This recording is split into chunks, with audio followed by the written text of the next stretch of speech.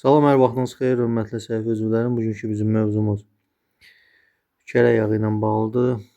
Ekranda gördüyünüz kimi kərə yağı ilə bağlı Şərq Az saytına müsahibə vermişəm. Daha doğrusu qiymətin qalxmasını şərh etmişəm.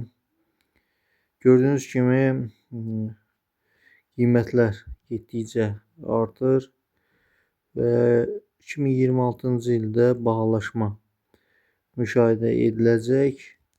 Səbəb nədən ibarətdir? Rəqəmlər isə gördüyünüz kimi 2024-25-ci ilə aiddir və bu rəqəmlərdən də biz müəyyən edə bilərik ki, qiymət getdikcə stabil olaraq qalmır. Daha doğrusu qiymət getdikcə daha yüksəlməyə doğru gedir.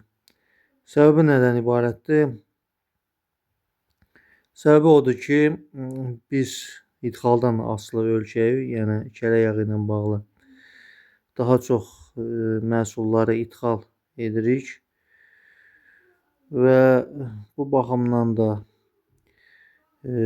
xaricdən alınan kərə yağlarının qiyməti qalxdıqca artıq həmən kərə yağlarını biz qiymətin qalxmasını marketlərdə də müşahidə edirik. Amma bununla bağlı biz müəyyən istiqamətdə işlər də görə bilərik və bununla bağlı müəyyən addımlar atılır, amma effektlidirmi? Bildiyiniz kimi heyvandarlıq sahəsində müəyyən çətinliklər mövcuddur. Yəni bir çox insanlar, heyvan saxlayan insanlar qeyd edirlər ki, otlaq sahələrinin olmaması və ya az olması, heyvanlara verilən yemlərin qiymətinin baha olması, bu nəinki ətlilik, yəni heyvanların qiymətinin qalxmasına, həm də ətin qiymətinin qalxmasına, həm də südün və süddən alınan məhsulların qiymətinin qalxmasına gətirib çıxardır və bu baxımdan da gördüyünüz kimi əsas səbəblər bu istiqamət üzrədir.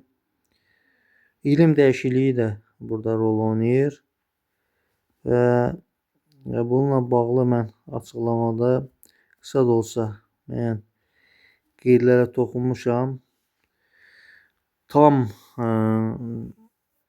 olaraq heyvandarlıqda hansı çətinliklər mövcuddur? Bununla bağlı siz axtarış eləyib internetdə adımı yazaraq və heyvandarlıq üzrə mövzulara baxmaqla tam olaraq məlumat əldə edə bilərsiniz.